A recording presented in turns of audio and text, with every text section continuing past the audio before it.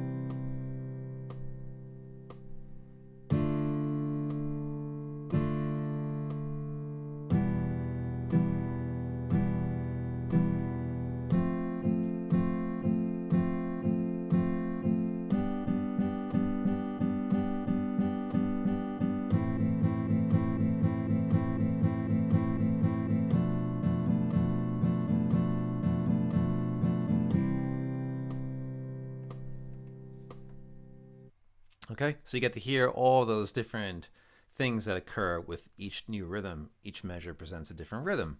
So that's going to be the thing as you go through this particular chart.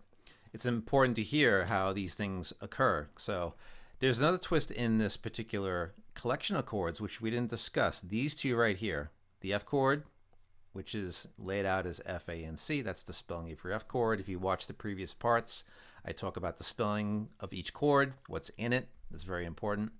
The thing that's nice about this F chord is when you get to your G chord, whoops, there we go, we had the same shape but moved up 2 frets higher, which gives us a G chord. And this type of idea is going to come in towards the end. I'm going to show you that little sort of twist I talked about that's going to occur with this particular collection. Being it's in the key of C still, we're going to have a variation to kind of break us out of that. So I'll show you that towards the end of this video. A minor is still A minor as before, and the B half diminished 7th chord, which is the B minor 7 flat 5. Fancy term.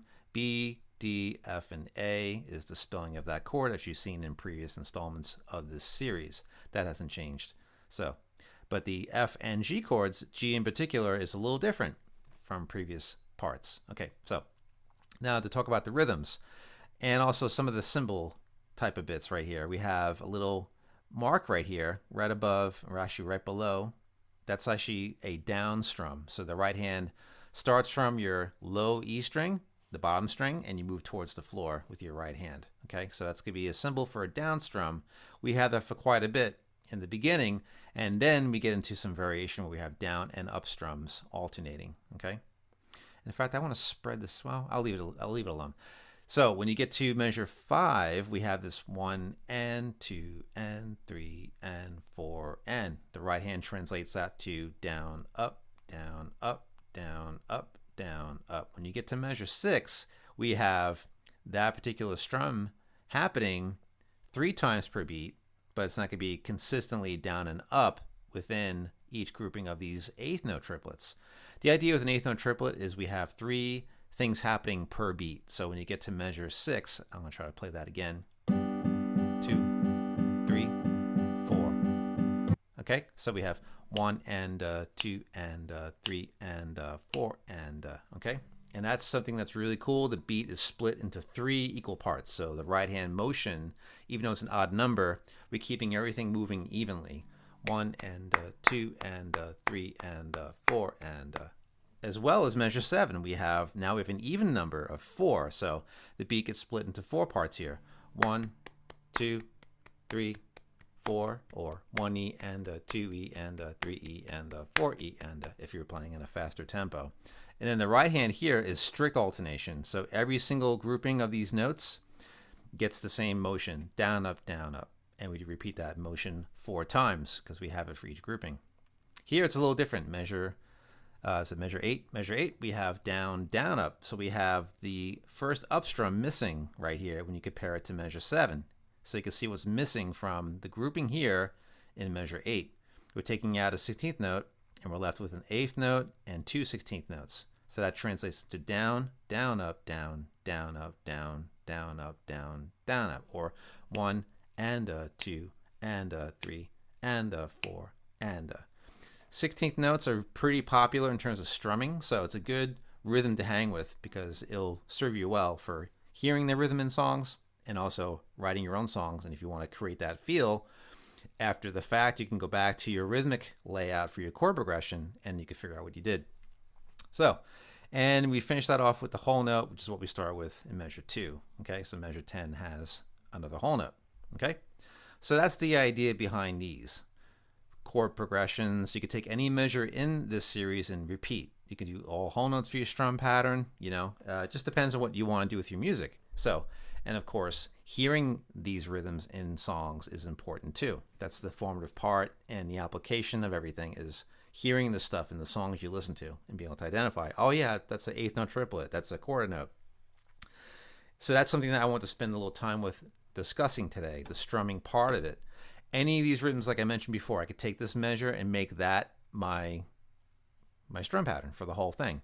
So if I decide to do that, I'm going to stop the share for a second and say if I want to take the C chord, hang with that and just do 1, 2, 3, 4, 1, 2, 3, 4, and say I want to pair that with another chord, maybe I don't know, we'll do maybe the G chord that goes up further up the neck. C, 2, 3, 4, 1, 2, 3, E and 4E and C chord, 2, 3, 4, back to G. Okay, that's just an example. And as you do your switching, you'll find too, as you go, if you keep that same rhythm for both chords in this example, playing C to G with the same right hand part, there's a lift that happens for E and. So I'll slow that down for a second.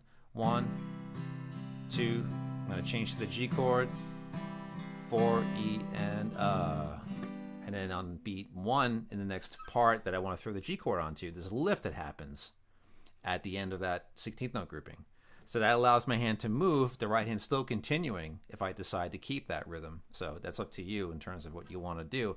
But if you decide you like that rhythm and you want to maintain it, there's a lift that happens where it doesn't disrupt the flow of that rhythm that you're doing. You can actually take your hand off the chord and move, right? So if I do a faster tempo, 2, 3, 4,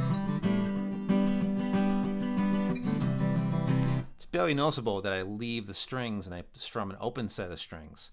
So the tempo a lot of times can help disguise when you have an open string moment. Sometimes it's hard to figure that type of thing out when you hear a song and it's a really fast tempo, but the chords seem to be changing very smoothly. So it's all about the lift, right? As long as the rhythm is maintained, whatever that rhythm is that you decide to use. It could be that 8th note, 2 16th note rhythm that I had, 1 and 2, 3 and 4 and G, 2, 3 and a 4 and a 4 and a C chord, 3 and a 4 and a 1, 2, 3, 4. Okay, now if I do a different set of chords with the same rhythm, 1 and a 2 and a 3 and a 4, and I'll do like let's see, I just again just kind of maybe D minor going to the B minor 7 flat 5 and the C chord. So let's see, 2.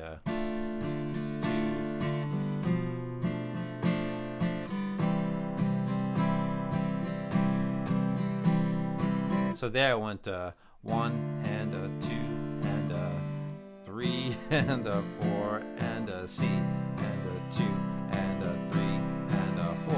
And so I have a 2-measure chord progression. The first 2 beats I decided to do D minor, and then the B minor 7 flat 5, and then the C chord. Okay, so I had 2 beats of the first chord, 1, 2, 3, 4, C, 2, 3, 4. Okay, now when you speed that up,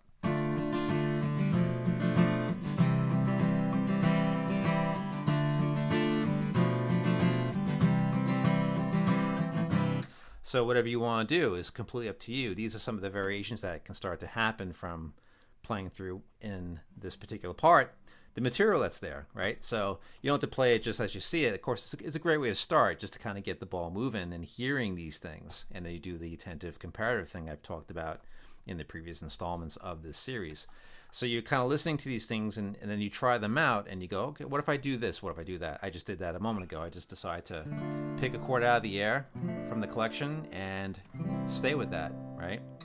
So there's a lot of good things you can do with that type of working through this material. It's all the questions you ask and then you try them out. That's really the thing that makes it functional here, is taking what's laid out and manipulating it.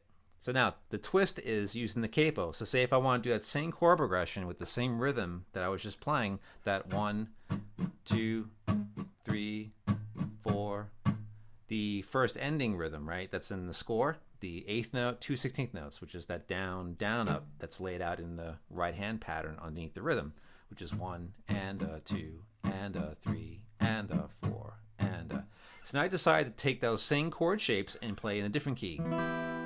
So that's in the key of E minor, which is it's not really the key E minor, it's the E minor chord here. Even though this chord looks like the D minor chord from the score, playing it in this location gives us E minor. And if I did the first chord and then go into the next chord, and then basically the next to last chord that I played from the previous sort of uncapoed guitar, the chord progression changes. E minor, then we have a C sharp minor 7 flat 5 chord, and then a D chord. But it looks like, it looks like the C chord here, that looks like a D minor chord. This looks like the B minor 7 flat 5, fancy chord name. But what happens when you move the capo up, you have a different key. So all those chord shapes get changed in name. But as a way of doing a twist on the material, you can just play with, any fret location, right?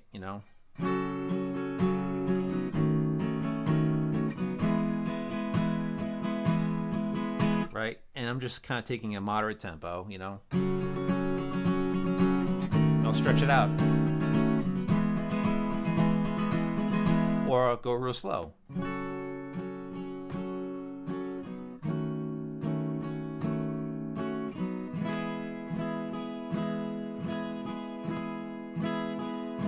Quite the departure from what we had earlier as an example.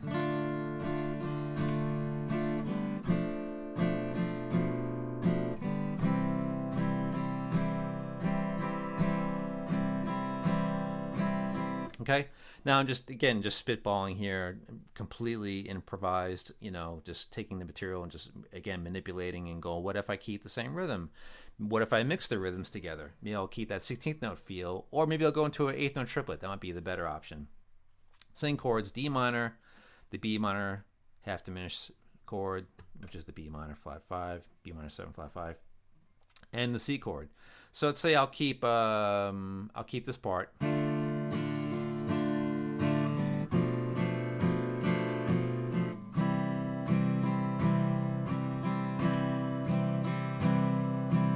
So I decided to do 2 beats with that original rhythm that I decided to keep, and then on the second half of the measure for the B minor 7 flat 5 chord, I decided to go with 8th note triplet, which is kind of weird, right? And then back to the C chord for the 16th note grouping, that 1 and 2, so on, right?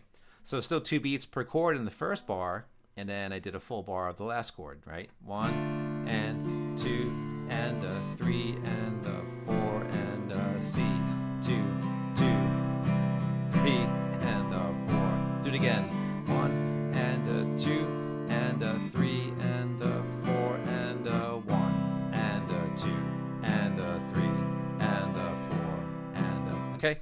So some of these might sound kind of funky, but that's the thing. You're just trying things out, you know. You're just going through this material, picking and choosing your spots. Take a certain rhythm, stay with it, and mix it. I mean, it's completely up to you what you want to do with it. And using the capo gives you different keys to play with. That's really kind of a cool thing too. Or say if you want to do a certain rhythm, but you hear maybe this sound, and you want to move it, right? And wherever you want to go with it. So I took the C chord shape and I decided to move, but maybe I'll take that rhythm from earlier.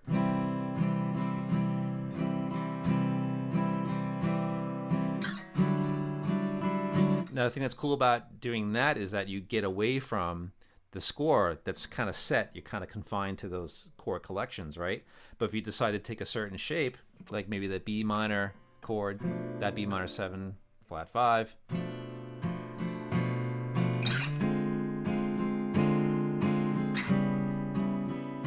so, and then take the shape and move it around. That's the nice thing about that particular chord, is that there's no open strings. Now you get a chord form that allows you to move, do wherever you want with it, asking all kinds of different questions, you know, like what if I move it from here to here? Maybe I want to take the half note rhythm and go 1, 2, 3, 4, 2, 3, 4. Maybe combine that with like, you know, 1, 2, 3, 4, 1, 2, 3, 4, 1, 2, 3, 4. That's kind of nice. 1, 2, 3, 4, 1, 2, 3, 4. That's kind of cool.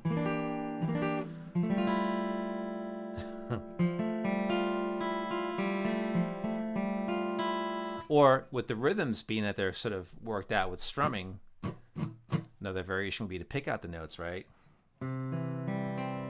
So 1, actually it's a 1. 1 and 2 E and 3 E and 4 E and 1 E and 2 E and 3 E and 4 E and so rather than taking that 16th note grouping and doing strums with it, I could pick out the notes of the chord. So the picking part, even though this whole thing's about strumming, again, more variation. These are the things that allow you to ask questions. You might hear a certain thing. Well, if I take the rhythm and just go through that same rhythm, rather than doing that, I can go through, I could just pick out the notes with the same rhythm rather than strumming all the strings for the chords. So say if I want to go,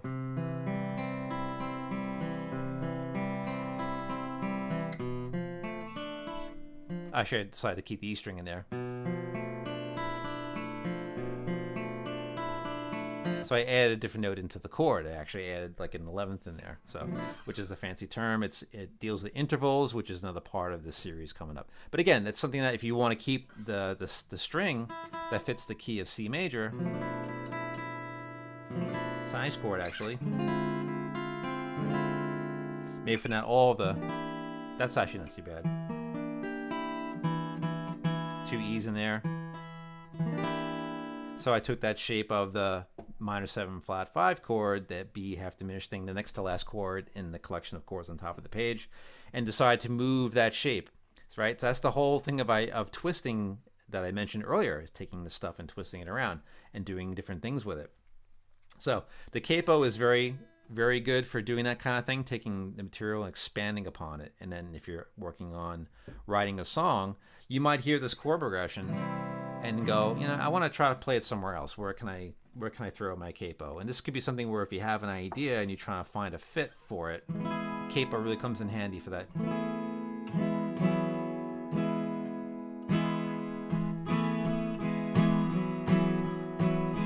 The other part too is when you play through these chords, you might want to lift certain fingers out of your chords.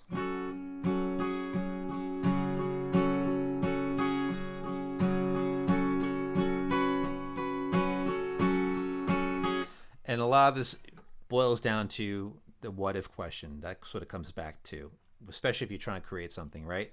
I'm taking that D minor chord, even though it's not a D minor chord anymore, the shape is right there, right?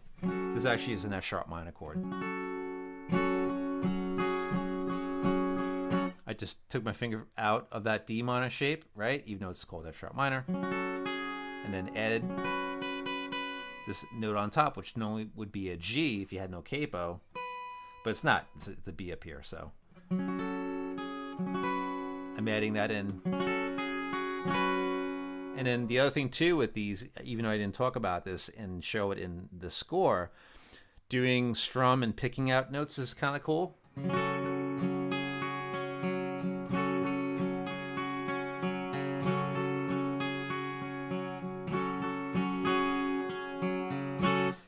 Is again, a lot of this is just playing with what's, you know, available in this collection, right? But it's the creativity and the application becomes the functional part. I always say this, or I've been saying in the past few installments of the series. It's the application. It's the that part of what is here, applying the information that's laid out, and then doing the what if question becomes the functional part of this series, right? And using the capo as a tool to kind of create different sounds with some material that's specific, but then you move it somewhere else as a twist, right? Or keep it as is. You don't have to do any of this stuff.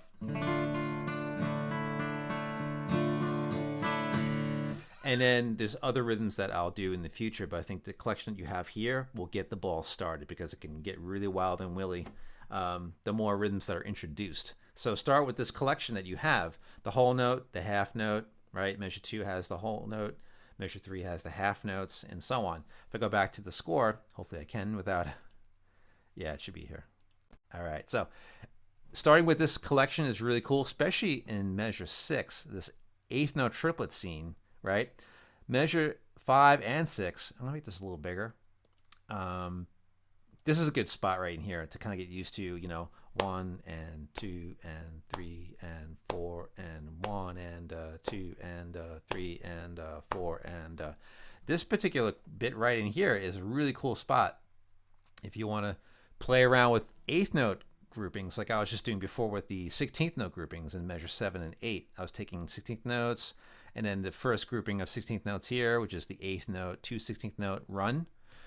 I was strictly playing with that earlier on that C chord, the D minor chord starting it off, then the B minor 7 flat 5, and then going to C as a resolving chord.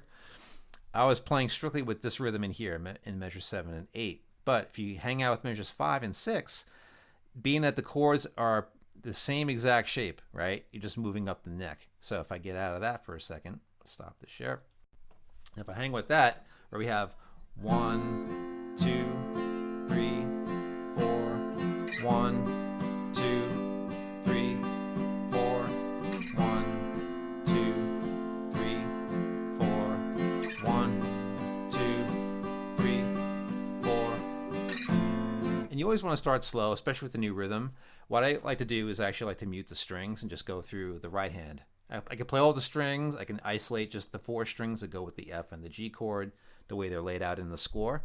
So there's all kinds of ways to approach that. So if you do just the muted thing, I'm just lightly placing my fingers on top of the strings.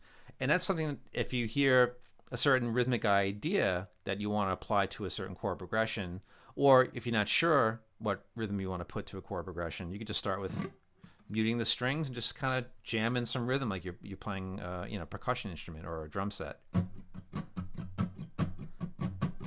1, 2, 3, 1, 2, 1.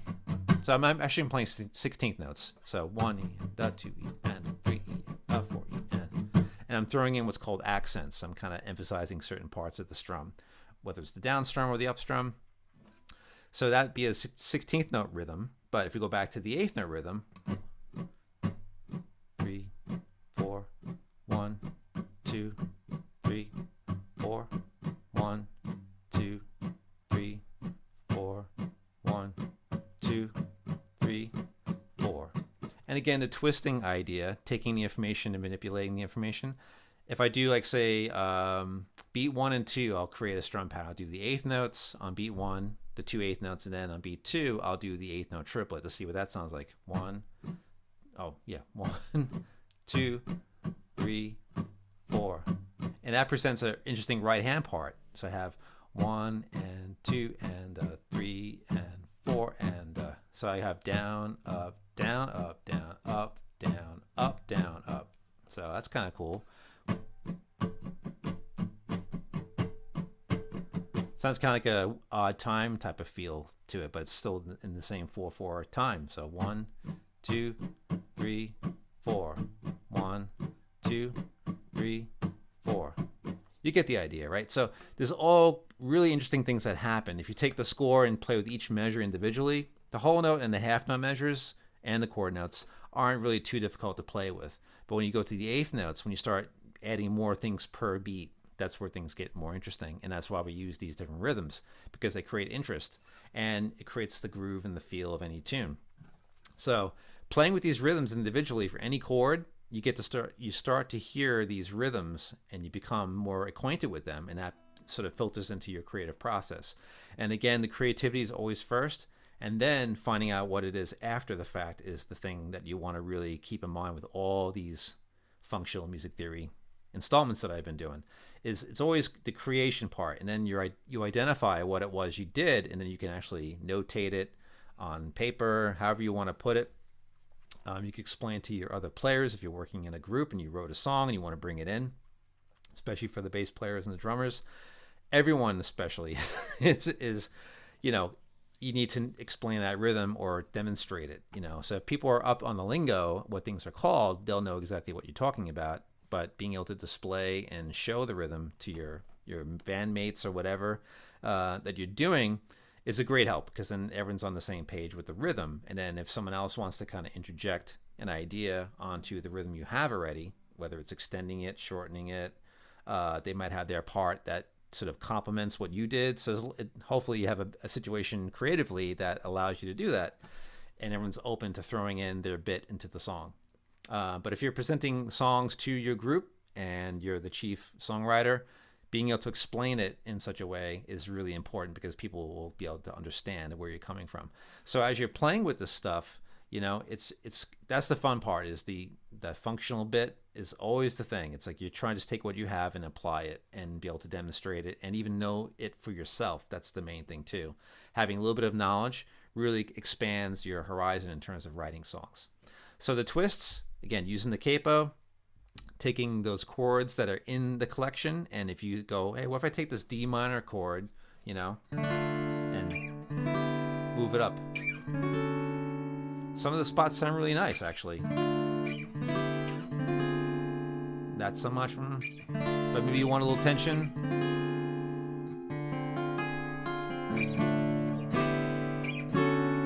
I like that a little bit better.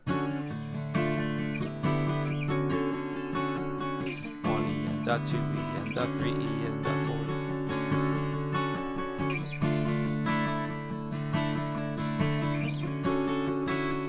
So I took the D minor chord, moved it somewhere else, and it becomes a different thing altogether. It doesn't fit in that key of C collection. But again, I like to play around with this kind of stuff and see what I got,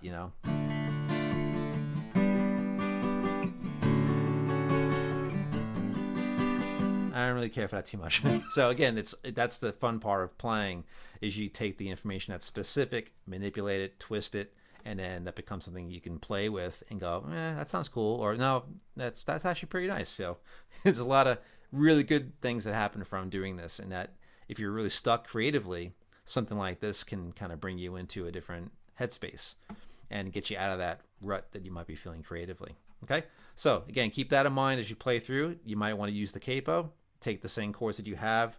I'll do one last demonstration of that, right? So if I go through all the chords that are in the collection, but in a different location, again, capo is replacing the nut. So when you move the capo up, you could take the same chords from the top of the page and play those. But keep in mind, this is no longer a C chord, but in terms of being able to create something and do something different, we're not going to worry about that specifically right now. We want to get just the heart of creating something with what's here, right?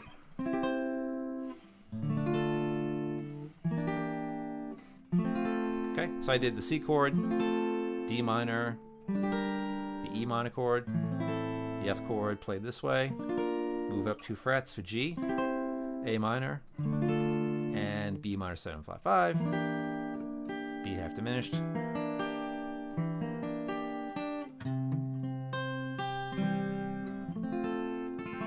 You could take the chords that are like the G chord I changed in this particular installment. You can go back to some of the previous installments and play the G chord the other way, which was this. I think the very first one I did on G was just a 3-finger G chord. And they all sound different. So you get to learn different chords throughout the installment too, in terms of different ways of playing certain chords, like the G chord. I spent time kind of changing those up a little bit in the previous installments.